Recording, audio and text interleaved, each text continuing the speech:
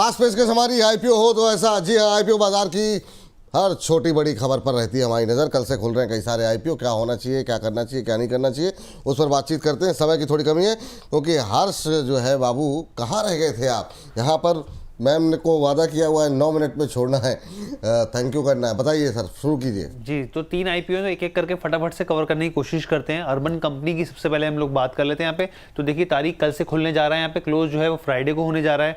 Allotment की तारीख Monday 15 सितंबर को होगी और लिस्टिंग की जो डेट है वो 17 सितंबर को होगी। इसके अलावा अगर इसके प्राइस बैंड की हम लोग बात कर लेते हैं यहाँ पर, तो आप देखिए 98 से लेकर 103 रुपये के आसपास है। लॉट साइज की बात करें 145 शेयर्स होंगे। टोटल इशू साइज 1900 करोड़ के आसपास का, जिसमें फ्रेश इशू जो है वो काफी कम 472 करोड़ का है। ऑफर फॉर सेल काफी ज्यादा, करीब करीब 1400 करोड़ के आसपास का। इसके फाइनेंशियल्स देखिए, उसके पहले अपने व्यूअर्स को बताए थे। हम सब जानते हैं कि देखिए, अर्बन कंपनी के बारे में आप चाहे ऑनलाइन करके अगर घर में इलेक्ट्रिशियन से जुड़े काम हो, प्लम्बरिंग से जुड़ा हुआ कोई काम हो या साफ सफाई हो, इसके अलावा फेशियल मसाज, तमाम तरह की जो चीज़ें हैं यहाँ पे मुहैया कराती है। इसके अलावा कंपनी ने नेटिव के नाम से एक अपना ब्रांड भी लॉन्च किया है, जिसमें आप ये समझिए कि इलेक्ट्रॉनिक डोर से लेके और दूसरी तमाम तरह की सुविधाएं दी जाती है, ना सिर्फ भारत के 51 शहरों में, सिटीज़ में, बल्कि अगर बात करें तो यहाँ पे यूएई में और सिंगापुर में भी एक अच्छा खासा यहाँ पर कंपनी का एस्टेब्लिशमेंट है। अब यहाँ पे एसेट्स की बात कर लेते हैं यहाँ पे। तो आप देखिए 2023-24-25 में यहाँ पे एसेट्स में जो है एक 2023-24 में एक स्लाइटली सी बढ़ोतरी और उसके बाद 25 में एक अच्छा जंप।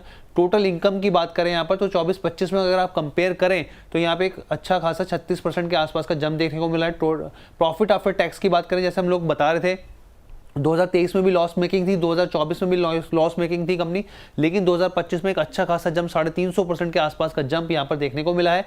नेटवर्थ जो है उसमें बढ़ोतरी देखने को मिल रही है। आगे बढ़ते हैं हम लोग, अगर ग्रे मार्केट प्रीमियम की बात करें, क्योंकि आप देखिए इसका ग्रे मार्केट प्रीमियम लगातार तेजी से धुआंधार तरीके से बढ़ रहा है। 17 से 19 हुआ, 19 से हम लोग कल बात कर रहे थे 30 रुपये हुआ, अब देखिए 35 रुपये के आसपास हो गया, यानी कि करीब करीब 34% का यहाँ पे लिस्टिंग गेज देखने को मिल रहा है और लिस्टिंग जो है वो 138 के भाव पर होती हुई दिख सकती है। चलिए, यहाँ पर ग्रे मार्केट प्रीमियम तो बढ़ता हुआ दिखाई दे रहा है मैम, लेकिन क्या ये आकर्षक लग रहा है आपको? बहुत लोगों को चिंताएं हैं कंपनी की प्रॉफिटेबिलिटी को लेकर के, आपकी टिप्पणी इस पर? देखिए, अगर प्रॉफिटेबिलिटी को लेके चिंता होती तो ब्लू स्टोन में भी दिक्कत थी, तो वो चलता ही नहीं। और आप देखिए क्या तेजी हुई है। मैं हमेशा बोलती हूँ जब इस तरह की कंपनियां मार्केट में उतरती हैं तो आपको फाइनेंशियल्स के अलावा फंडामेंटल कंपनी का बिजनेस समझना बहुत जरूरी है।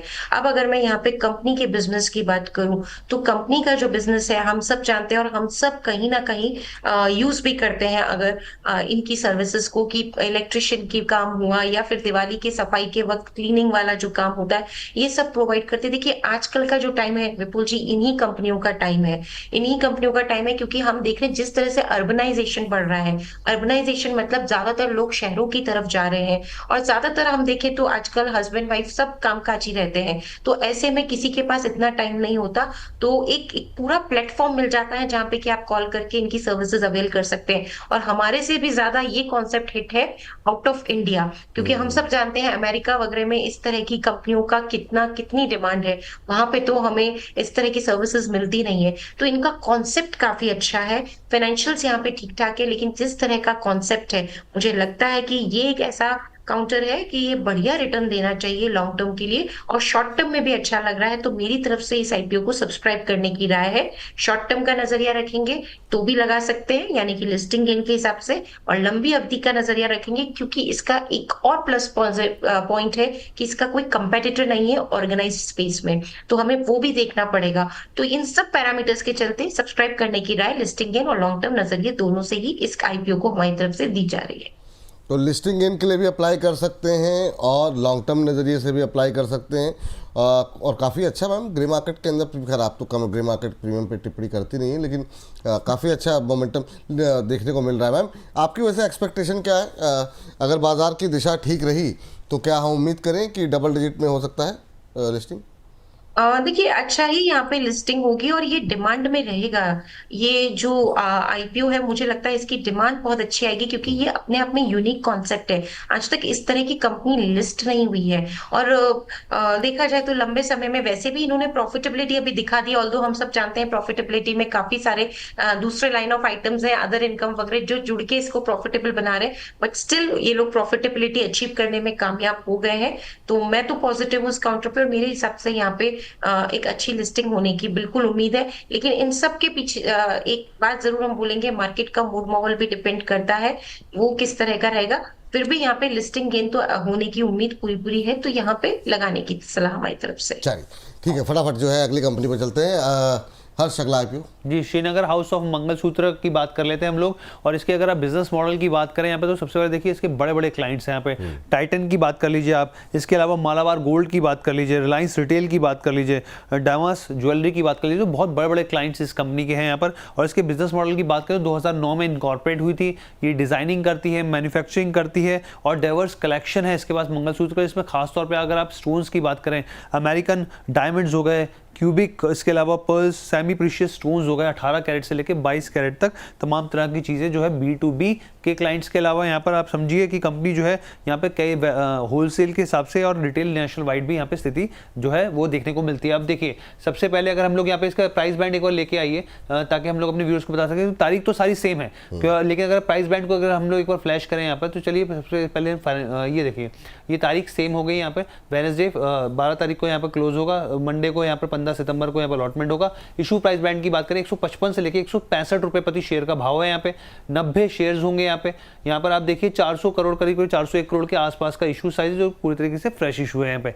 आगे अब हम लोग बढ़े इसके फाइनेंशियल्स को अगर देखें यहाँ पर, तो आप ये देखिए कि एसेट्स में जो है वो लगातार बढ़ोतरी हो रही है 3 साल में। टोटल इनकम की बात करें यहाँ पर, तो आप देखिए 2024 और 25 के बीच में 39% के आसपास का जंप देखने को मिल रहा है। प्रॉफिट आफ्टर टैक्स में आप देखें 2024 में 31 करोड़ था, 2025 में 61 करोड़ के आसपास आ गया। 98% का जंप यहाँ पर देखने को मिल रहा है। एबिटा की बात करें तो यहाँ पर भी हर एक साल में यहाँ पे बढ़ोतरी हो रही है। बोरोइंग जो है वो भी बढ़ती हुई दिख रही है। इसके अलावा जीएमपी देख लेते हैं फटाफट से। ग्रे मार्केट प्रीमियम क्या कह रहा है, तो 25 रुपए ऊपर जो है लिस्टिंग होती हुई दिख सकती है अपर प्राइस बैंड से, यानी कि करीब करीब 15%, 190 रुपए के भाव पर। ठीक, मैम आपकी टिप्पणी इस आईपीओ को लेकर के, यहाँ पर भी क्या सब्सक्रिप्शन की सलाह रहेगी? जी बिल्कुल सब्सक्राइब किया जाएगा, लेकिन अर्बन कंपनी मुझे ज्यादा पसंद आया। ये भी एक अच्छा काउंटर है। अब अगेन जो हम ब्लू स्टोन में मैं यहाँ पे एक जो लॉजिक दे रही थी वही लॉजिक है कि इनकी डिजाइन्स इनोवेशंस पे काफी ज्यादा इनका फोकस है।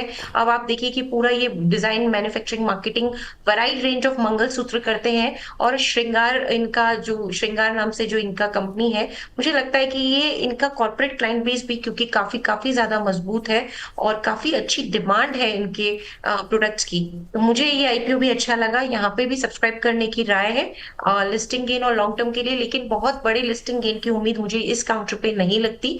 तो यहाँ पे लिमिटेड और सीमित लिस्टिंग गेन और लॉन्ग टर्म पर्सपेक्टिव से लगाने की सलाह रहेगी, क्योंकि प्राइसिंग थोड़ी और ये रीजनेबल करते तो और ज्यादा इसमें बढ़िया लिस्टिंग पे गेन होने की उम्मीद होती। प्राइसिंग के फ्रंट पे थोड़ा सा इन्होंने, मुझे लगता है कि इसमें ओवर प्राइस किया है या फिर इसमें पूरा पैसा ले लिया, तो इसीलिए लगाना तो है, बट सीमित लिस्टिंग गेन और लॉन्ग टर्म नजरिए से।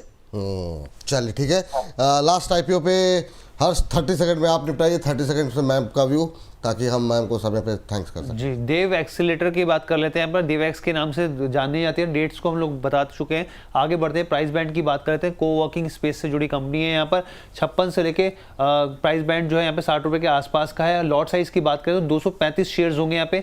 इशू साइज की बात की जाए यहाँ पर तो 143 करोड़ के आसपास का पूरे तरीके से इशू साइज यहाँ पे देखने को मिला है। अगर आज के फाइनेंशियल्स की बात कर लें यहाँ पर एक बार, तो ये आप देखिए लगातार 2023, 24, 25 में यहाँ पे एसेट्स तो बढ़ते दिख रहे हैं।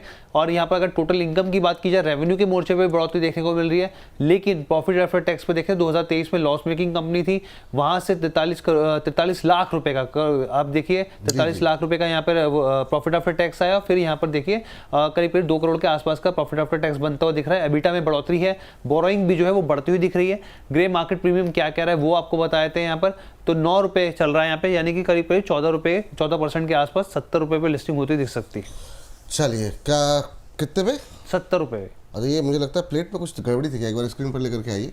नहीं 9 रुपए के प्रीमियम, ठीक है। चलिए जरा बताइए मैम क्या करना चाहिए मैम यहाँ पर अभी इस आईपीओ में? देखिए जी, बिल्कुल इस तरह के पहले भी कंपनीज़ मार्केट में उतरी हुई हैं, जैसे कि इंडीक्यूब था या फिर स्मार्ट वर्क्स था, और उन सब में मैंने उस टाइम बोला था कि मुझे थोड़ा बिज़नेस मॉडल में प्रॉब्लम नहीं है, इस इंडस्ट्री में प्रॉब्लम है, क्योंकि यहाँ पे डेप्रिसिएशन ज़्यादा होता है, जिसकी वज़ह से प्रॉफिटेबिलिटी थोड़ी कंसर्न रहती है। पर इन्होंने यहाँ पे प्रॉफिटेबिलिटी दिखाने में कामयाबी हासिल की है, क्योंकि ये एक छोटी कंपनी है और छोटे स्केल पे इनका काम है, और आईपीओ का साइज़ भी बहुत छोटा है। जब आईपीओ के साइज़ छोटे होते हैं, तो उसमें फिर ट्रेड टू ट्रेड में लिस्ट होते हैं, और लिस्टिंग डे के दिन जो भी उठापटक होती है वो थोड़ा प्रेडिक्ट करना मुश्किल होता है। तो हो सकता है छोटे साइज का इश्यू है, प्रॉफिटेबिलिटी दिखाने में कामयाब हो रहे हैं, तो कुछ एक लिस्टिंग गेन इसमें हो जाए और लंबी अवधि में ये ठीक हो जाए। तो हमारी तरफ से राय तो सब्सक्राइब करने की है, लेकिन अगर थोड़ा रिस्क ले सकते हैं तो छोटे-मोटे लिस्टिंग गेन और लॉन्ग टर्म के लिए लगाइए, क्योंकि जो छोटे साइज के आईपीओ होते हैं उसमें थोड़ी-सी प्रिडिक्शन डिफिकल्ट होती है, क्योंकि वो ट्रेड टू ट्रेड में लिस्ट होते हैं,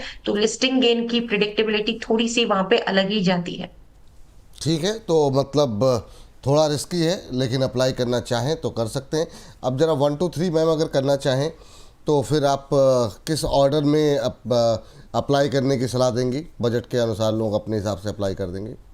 देखिए, हर तरह से अर्बन कंपनी मुझे नंबर 1 पे ही लग रहा है, क्योंकि इश्यू साइज़ भी बड़ा है, 1900 करोड़ का इश्यू साइज़ है। अलॉटमेंट आने के चांसेस भी होंगे।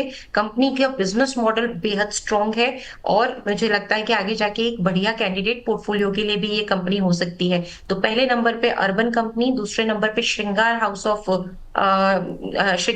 ऑफ मंगलसूत्र, और तीसरे नंबर पे देव एक्सेलेटर। लेकिन मैं फिर से बोलती हूँ, छोटे साइज़ के इश्यू में प्रिडिक्शन करना थोड़ा मुश्किल है।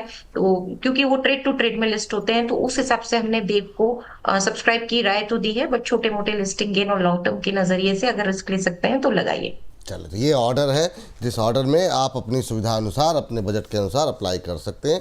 कहाँ ज़्यादा रिस्क है, कहाँ कम रिस्क है, तो ये तमाम डिटेल पे हमने बातचीत कर ली। हर्ष, बहुत बहुत शुक्रिया, धन्यवाद आपका। और मैम आपका भी बहुत बहुत धन्यवाद। कोई थैंक यू। डिस्क्लोज़र आपकी तरफ से? देखिए, जो भी स्टॉक्स मैंने यहाँ डिस्कस किए मेरी कोई पर्सनल होल्डिंग में नहीं है, बट हो सकता है कि हमारे क्लाइंट्स को इनमें से कोई भी स्टॉक में रिकमेंडेशन दिया हो। और एक बात मैं और बोलना चाहती हूँ कि जो छोटे साइज के इश्यूज आते हैं, उसमें अगर लिस्टिंग डे के दिन प्रीमियम में लिस्टिंग हो तो मुनाफा वसूली थोड़ी जरूर करें। ये पिछले जितने भी अभी आईपीओ 4-5 आए थे, उन सब में हमने देखा कि उसके बाद फिर थोड़ा सा आईपीओ वीक होते हैं। तो अगर हम छोटे साइज के इश्यू को जब भी रेकमेंड करते हैं, तो यही बोलते हैं कि लिस्टिंग के डे के दिन आप कुछ मुनाफा जरूर वसूल करिएगा। तो वही रिकमेंडेशन देव एक्सीलेटर के लिए भी हमारी अभी से ही निकल के आ रही है। बहुत बहुत शुक्रिया मैम, बहुत बहुत धन्यवाद आज की इस चर्चा में जुड़ने के लिए। हर्ष, आपका भी बहुत बहुत शुक्रिया। तो इस सेगमेंट में फ़िलहाल इतना ही।